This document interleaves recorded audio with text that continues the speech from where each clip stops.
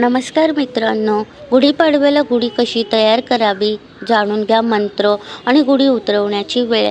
नमस्कार मित्रांनो, श्री स्वामी समर्थ.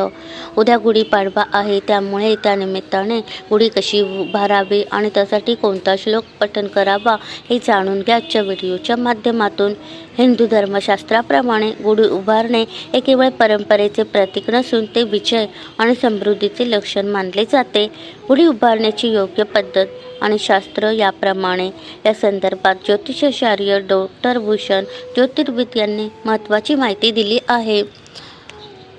गुढी उभारण्याची वेळ सूर्योदयानंतर लगेच उभारली पाहिजे. ब्रह्ममुहूर्तावर उठून अभ्यंग स्नान उरकून घेणे, नंतर घराच्या प्रवेशद्वारापाशी किंवा खिडकीत जिथे बाहेरून सर्वांना दिसेल अशा उंच जागी गुढी उभारावी. ती जागा स्वच्छ करून तिथे रांगोळी काढावी. एक मध्यम उंचीची बांबूची काठी स्वच्छ धुवून घ्या. नंतर काठीच्या वरच्या टोकाला नवीन रेशमी वस्त्र, शक्यतो पिवळे, लाल किंवा जरीची काठ असलेली साडी खण बांधावे. गाठ आणि कडुलिंब, त्या वस्त्रासोबतच साखरेची गाठ, कडुलिंबाची डहाळी आणि आंब्याची पाने एकत्र करून बांधावे. फुलांचा हार, झेंडूच्या फुलांचा हार गुढीला अर्पण करावा. तांब्या सर्वात शेवटी कलश, काठीच्या टोकावर तांब्याचा किंवा चांदीचा कलश उपडा ठेवा. यानंतर तांब्यावर कुंकवाची 5 पोटे म्हणजे स्वस्तिक काढावे. तयार केलेली गुढी जमिनीला स्पर्श होणार नाही अशा बेताने एका उंच ठिकाणी पाटावर किंवा अडकवून किंचित झुकलेली उभारावे. गुढी उभारताना तिथे तोंड घराच्या बाहेरच्या बाजूला असावे. गंध, अक्षता, गुढीला हळद कुंकू आणि अक्षता वाहून नमस्कार करावा.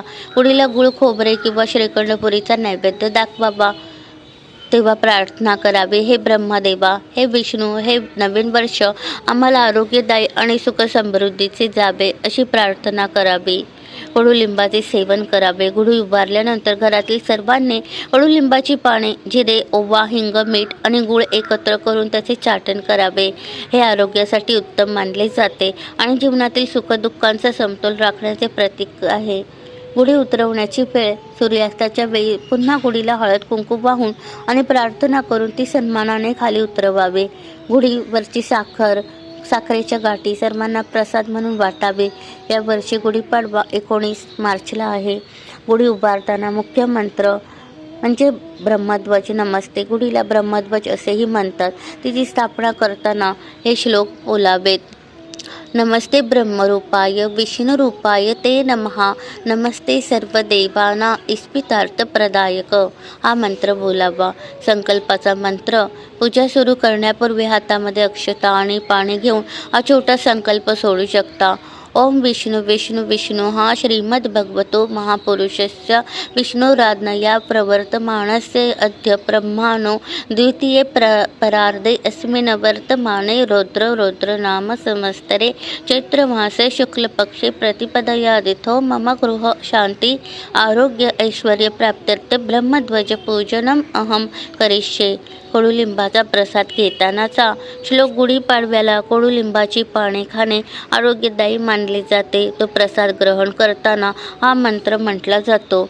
शतायु वज्रदेहाय सर्वसंपत्कराय च सर्वारिष्ट विनाशाय विनम्रपत्र भक्षणम. सुखसमृद्धीसाठी प्रार्थना. पूजा पूर्ण झाल्यावर हात जोडून प्रार्थना करा. ब्रह्मध्वज नमस्ते तू सर्वभीष्ट फलप्रद प्राप्तेनस्मिन् वत्सरे नित्यं मद्गृहे मंगल कुरु. काही खास गोष्टी लक्षात ठेवा. पूजेची मांडणी. गुढी उभारलेल्या जागी छोटी रांगोळी काढून त्यावर गंध, अक्षता वाप्यात. गुढीला गुळ, खोबरे किंवा श्रीखंडपुरीचा नैवेद्य दाखवावा. गुढीची वेळ शक्य असल्यास सूर्योदयानंतर 5 ते 10 मिनिटांच्या आत गुढी उभारून पूजा करणे सर्वात शुभ मानले जाते. धन्यवाद.